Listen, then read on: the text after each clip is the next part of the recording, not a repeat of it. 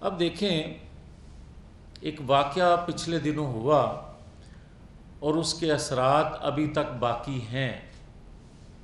وہ یہ کہ ایک ڈپٹی اسپیکر جب آرٹیکل 5 کا سہارا لے کر آئین سے کھلواڑ کرتا ہے اور اس کا سہارا لے کر عدم اعتماد کی تحریک کو ختم کرتا ہے، تو 10 سیکنڈ کے وقفے سے اس وقت کا پرائم منسٹر اسمبلیاں توڑنے کا اعلان کر رہا ہوتا ہے۔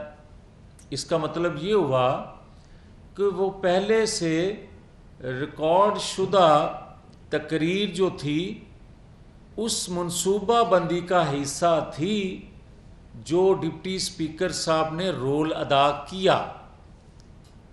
تو پھر جب اس کو چیلنج ہوا اعلیٰ عدلیہ میں، اور اعلیٰ عدلیہ کی ججمنٹ کے بعد کیا کام رک گیا؟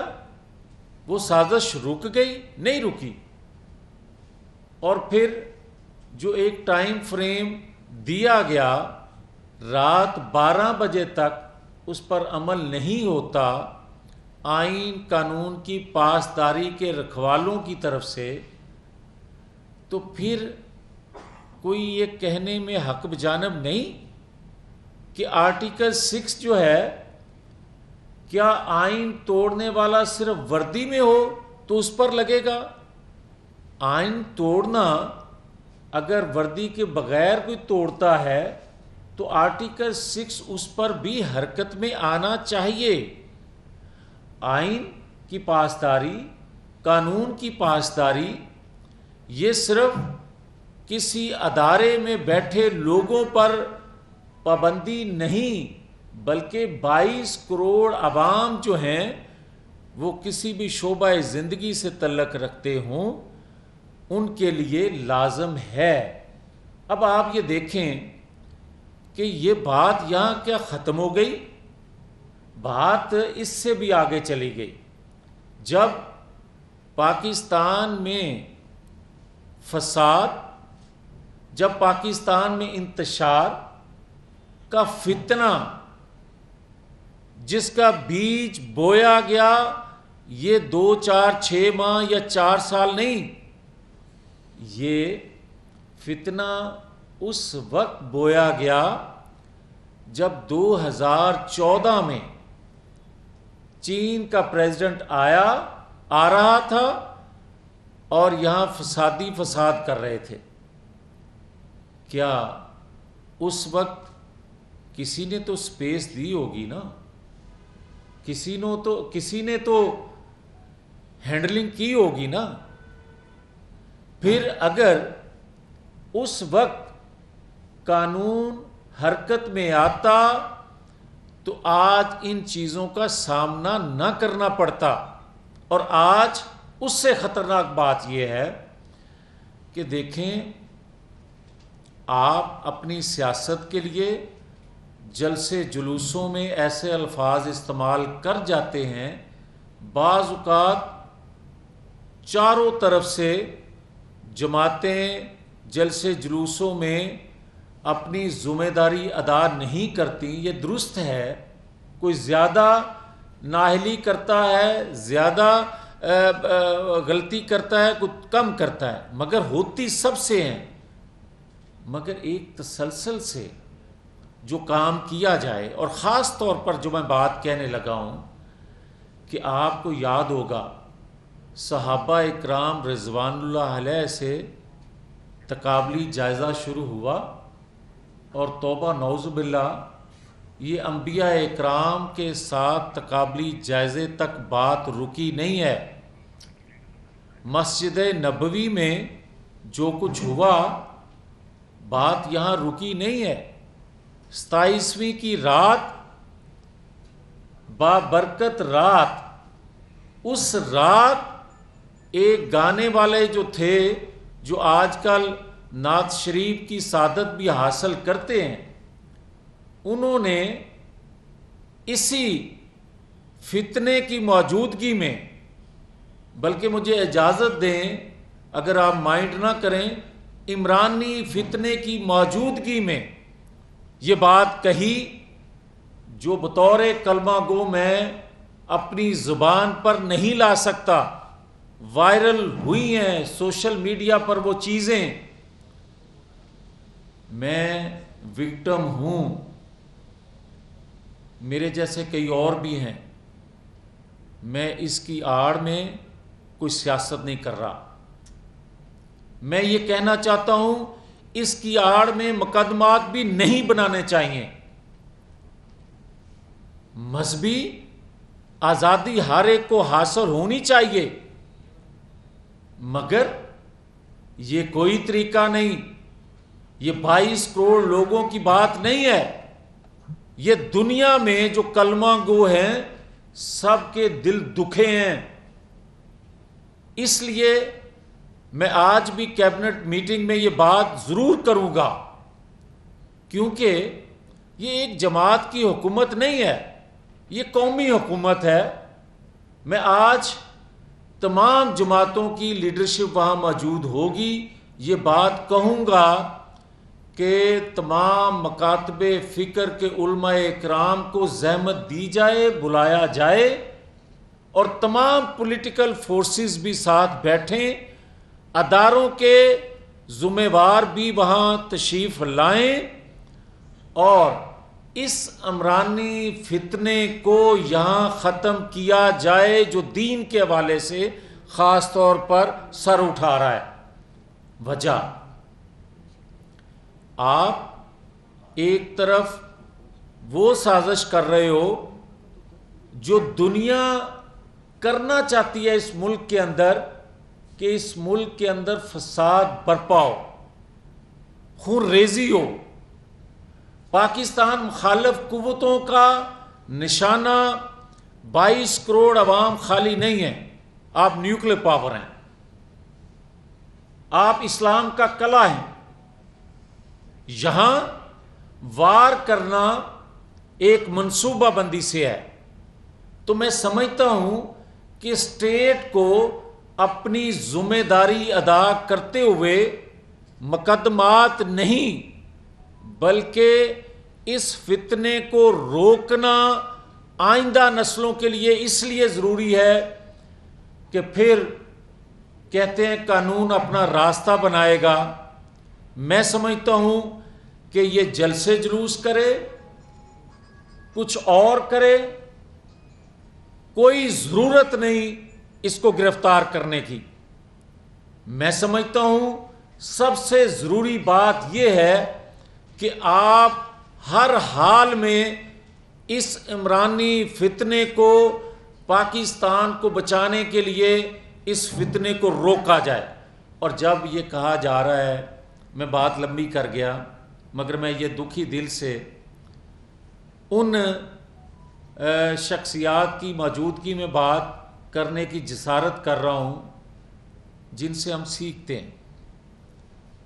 یہ بات اس لیے کر رہا ہوں کہ یہ قومی ملی فریضہ ہے. یہ بات اس لیے کر رہا ہوں کہ غیر مقبول فیصلہ عدم اعتماد کا جو ہم نے لیا، اس کی بنیادی وجہ یہ تھی، اور بھی کئی وجوہات ہوں گی ہیں، مگر نیوکلیر پروگرام تک رسائی اس کی موجودگی میں، اور پھر اس کے جانے کے بعد اس کے بیانات جو یہ کہہ رہا ہے کہ نیوکلیر پروگرام محفوظ ہاتھوں میں نہیں، یہ پاکستان مخالف قوتوں کا بیانیہ ہے. اور یہ بات کہہ کے کس کو سپورٹ کیا جا رہا ہے؟ اور پھر آپ اداروں میں بیٹھے لوگوں سے اگر غلطی ہوتی ہے تو اس کی نشاندہی کریں، یہ حق ہے. مگر آپ پورے ادارے کو برا نہیں کہہ سکتے. نہ کبھی کسی نے کہا ہے، نہ کہنے کی اجازت دی جا سکتی ہے. اداروں میں بیٹھے لوگوں سے غلطیاں ہوتی ہیں، اس کی نشاندہی ہر پاکستانی کا کرنا فرض ہے، مگر اس کے ساتھ ساتھ آپ قومی اداروں پر جو زبان استعمال کر رہے ہیں وہ بھی مناسب نہیں ہے. مگر اس کے بعد میں دو چیزیں عرض کرنا چاہتا ہوں، پھر جو آپ حکم فرمائیں گے وہ بھی حاضر ہوں۔ مگر مجھے کوئی یہ بتا دے کہ جب یہ کہتا ہے کہ جوڈیشل کمیشن بنایا جائے سازش کے حوالے سے، تو 2015 میں بھی جوڈیشل کمیشن بنا تھا، اس کے نتائج کو اس نے تسلیم کیا؟ اور آج بھی میں کہتا ہوں کہ یہ جس ادارے کے متحد وہ کمیشن بنانا کی درخواست کرے وہ ہونا چاہیے، وہ کمیشن بنا دینا چاہیے، مگر یہ گارنٹی لینے کے بعد کیا اس کو مانے گا؟ یہ گارنٹی پھر لینے کے بعد کہ 2014 میں جو کچھ ہوا تھا وہی ادارہ کا کمیشن پھر 2014 کے لیے بھی بنے، 2017 کے لیے بھی کمیشن بنے کہ اقامہ پہ پاناما کیسے نکلا۔ پھر کمیشن بننا ہے تو ذوالفقار علی بھٹو پر بھی بنے، پھر کمیشن بننا ہے تو نواز شریف کو جب ہائی جیکر بنایا گیا تھا اس پر بھی بننا چاہیے۔ آپ سازش کی بات کرتے ہو، جو نیوکلیر پاور بنانے کی بنیاد رکھے سازش اس کے خلاف ہوتی ہے، جو نیوکلیر پاور بنانے کا تجربہ کرے اس کے خلاف سازش ہوتی ہے، جو پاکستان کو سی پیک کا تحفہ دے، آنے والی نسلوں کو خوشحالی دینے کا ایک بنیاد رکھے، سازش اس کے خلاف ہوتی ہے۔ آپ بتاؤ 4 سالوں میں آپ کی کارکردگی، آپ سازش کے علاوہ اس کو بیچنے کے علاوہ بتاؤ کہ آپ 4 سالوں میں کوئی ایک کام ایسا آپ نے کیا ہو جس کی بنیاد پر آپ لوگوں کو آج گمراہ کر سکو۔ کوئی ایک کام نہیں ہے۔ سو میں کہنا یہ چاہتا ہوں کہ کمیشن بھی بنے، نئے الیکشن کی بات کرتا ہے، 4 سال تو ہم کہتے رہے کہ فوری انتخابات ہونے چاہیے، فوری انتخابات آج بھی کہتے ہیں کہ ہونے چاہیے۔ پھر آؤ بیٹھ کے معذرت کرو کہ جو ریفارمز الیکشن کے حوالے سے تم لے کر آئے یک طرفہ وہ غلط تھی، اور چلیں کسی اور رولز الیکشن رولز پر اتفاق نہیں بھی کرتے تو 2018 کے جو انتخابات ہوئے جن رولز کے تحت ہوئے، آؤ بیٹھ کر کہو کہ اسی پر الیکشن کروانے کے لیے تیار ہیں، صبح الیکشن کروا لو۔ ہم الیکشن سے بھاگنے والے نہیں ہیں، مگر جس اسمبلی کو غیر آئینی ہم کہتے رہے 4 سال، وہ آئینی کیسے ہوئی؟ ہم نے غیر آئینی طریقے سے آپ کو ہٹایا نہیں ہے، آئینی طریقے سے ہٹایا، اور آج آپ اس اسمبلی کو غیر آئینی، غیر منتخب اور گالیاں اس اسمبلی کو دے رہے ہو، تو پھر بتاؤ 4 سال کس حیثیت سے تم وزیر اعظم اسی اسمبلی سے رہے؟ تو آج قبول کرو یا آ کے الیکشن ریفارمز کے لیے اپنا رول ادا کرو، تاکہ آئندہ انتخابات جب ہوں اس کے نتیجے پر کوئی انگلی نہ اٹھا سکے۔ یہ ہے ضرورت جس کے لیے ہم آپ سے ٹائم مانگ رہے ہیں، آپ کو کہتے ہیں کہ یا صبح آ جاؤ یا وقت کے ساتھ ہم ریفارمز لے کر آئیں گے۔ آپ کا بہت شکریہ، مہربانی کہ آپ نے برداشت کیا، شاید اپنے اکابرین کی وجہ سے برداشت کیا۔ ہاں جی کر لیجیے۔ جاوید لطیف صاحب، عوام کا مسئلہ آئین، عوام کا مسئلہ اسمبلیاں، عوام کا مسئلہ باقی معاملات نہیں ہے، ان کا مسئلہ مہنگائی ہے۔ آپ یہ بتا دیں کہ جس طرح کی معاشی صورتحال آپ تک پہنچی ہے، کس حد تک کنٹرول کریں گے اور کب تک کنٹرول کریں گے؟ میرے بھائی بات یہ ہے کہ 4 سال آپ بھی اس میں شامل تھے جس مہنگائی کی چکی میں یہ قوم پستی رہی، اور جو اس کے موجب تھے آپ بھی بھلے جس بھی چینل سے تعلق رکھتے ہوں، مگر آپ بھی متاثر تھے، آپ بھی جھولیاں اٹھا کر دعائیں کرتے تھے کہ کدوں انہاں کو جان چھٹے گی۔ مگر کیا ہو گیا کہ 25 دنوں کے اندر لوگ اگر یہ کہتے ہیں کہ ان کی ہمدردیاں لوگوں کی اس کے ساتھ ہو گئیں، کیا پاکستان کے اندر مہنگائی پہلے سے ڈبل ہو گئی؟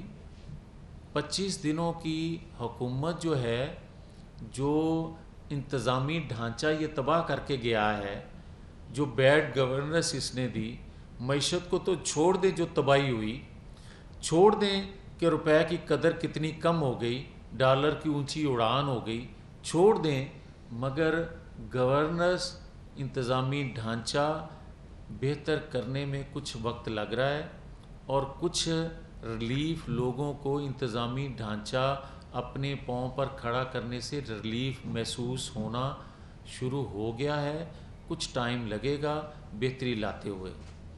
جی صاحب آپ نے بڑا سنگین الزام عائد کیا ہے کہ ایٹمی پروگرام تک رسائی عمران خان کی حکومت میں دی گئی، اس وجہ سے عدم اعتماد لائی گئی ہے، تو اس کی تھوڑی سی ڈیٹیل بتائیں کہ ایٹمی پروگرام تک رسائی کیا عمران حکومت نے دی ہے اور کس حد تک رسائی دی گئی اور موجودہ حکومت کیا اسٹیپس لے رہی ہے؟ دیکھیں، بات یہ ہے کہ اگر عالمی قوتیں اور خاص طور پر مالیاتی ادارے جن سے آپ ہاتھ اٹھاتے ہیں، جولی اٹھا کے پیسہ مانگتے ہیں، ان کی اپنی ترجیحات ہوتی ہیں، وہ اپنی ضرورت کے تحت آپ سے ڈیمانڈ کرتے ہیں، اور جو مہنگائی کا سیلاب 4 سالوں میں آیا تھا وہ آپ پورا کر چکے، اور جو ان کی طرف سے شرائط تھیں وہ پوری نہ کر سکے۔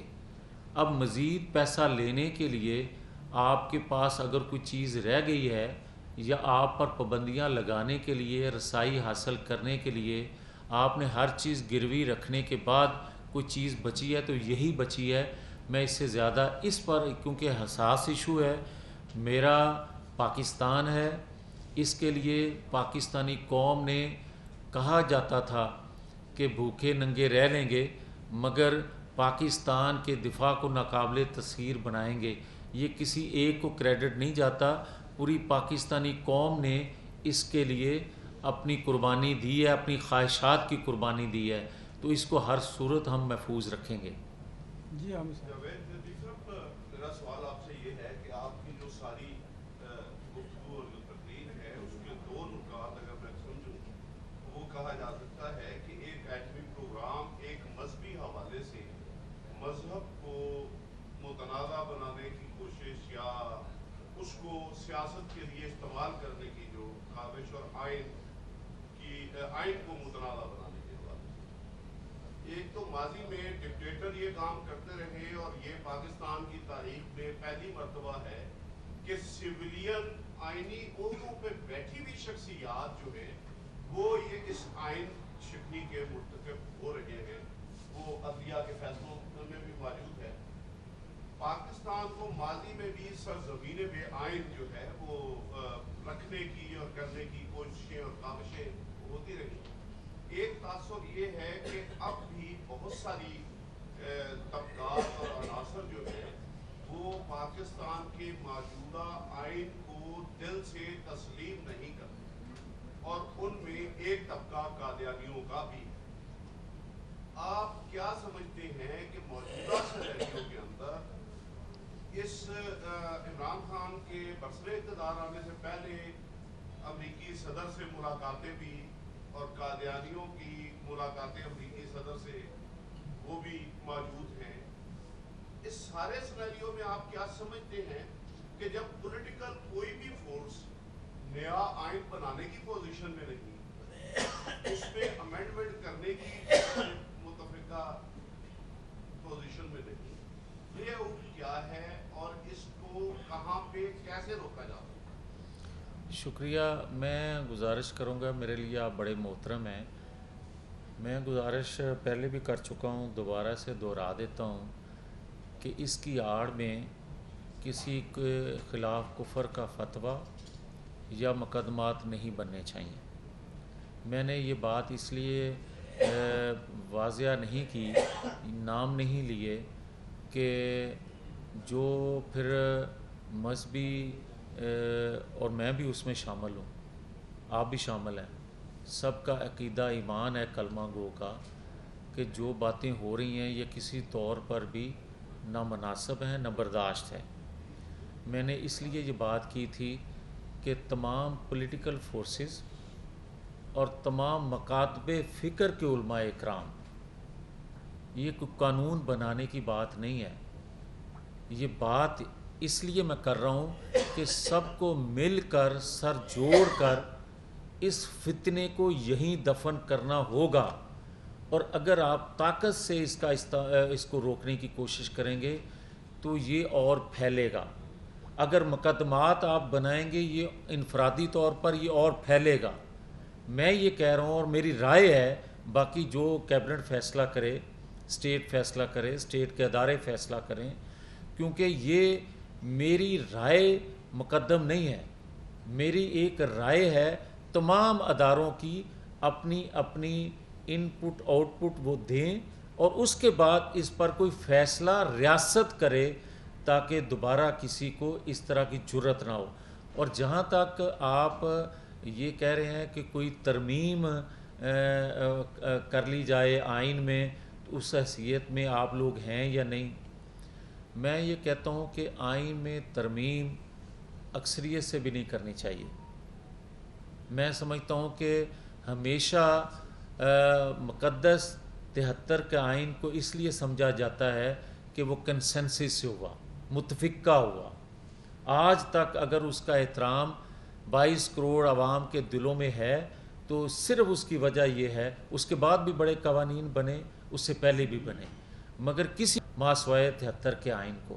تو میں اس لیے یہ گزارش کروں گا کہ آئین میں ترمیم بھی جو ہے وہ اکثریت کے بل بوتے پہ نہیں ہونی چاہیے بلکہ کنسنسس سے ہونی چاہیے.